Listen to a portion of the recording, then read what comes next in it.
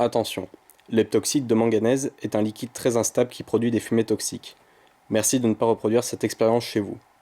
Les réactions montrées dans cette vidéo sont uniquement à but éducatif. Salut les alcools. Aujourd'hui on va parler de l'heptoxyde de manganèse, qui est un produit assez instable. Lors de sa fabrication, celui-ci requiert deux ingrédients, qui sont de l'acide sulfurique concentré à 98% et du permanganate de potassium.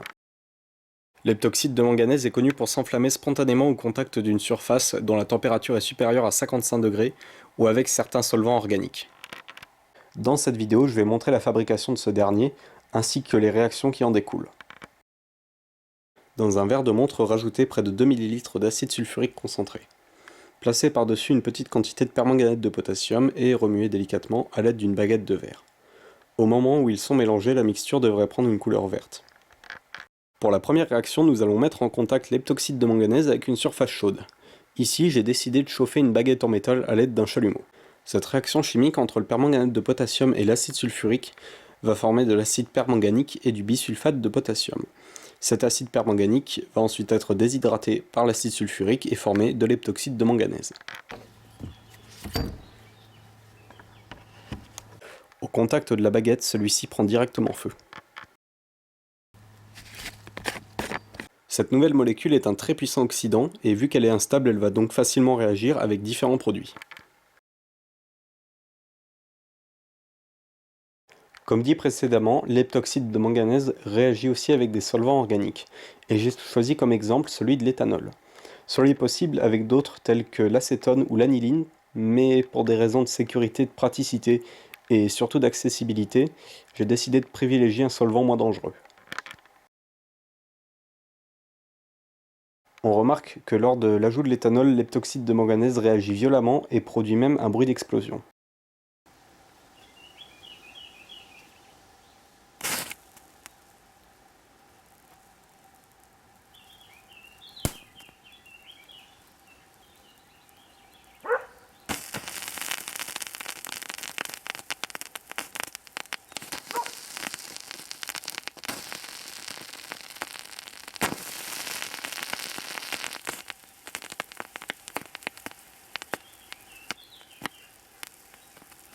J'ai ensuite rajouté par-dessus l'heptoxyde de manganèse une boule de coton afin de voir la réaction avec une substance qui cette fois-ci est solide et non liquide.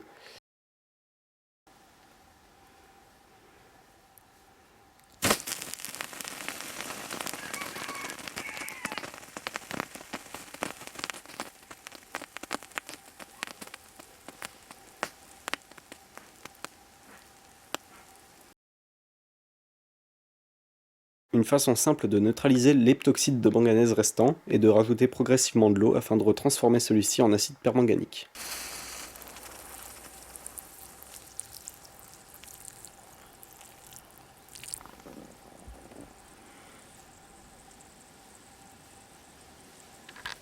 Les traces marron formées autour du verre de montre sont dues au dioxyde de manganèse qui s'est formé lors de la combustion.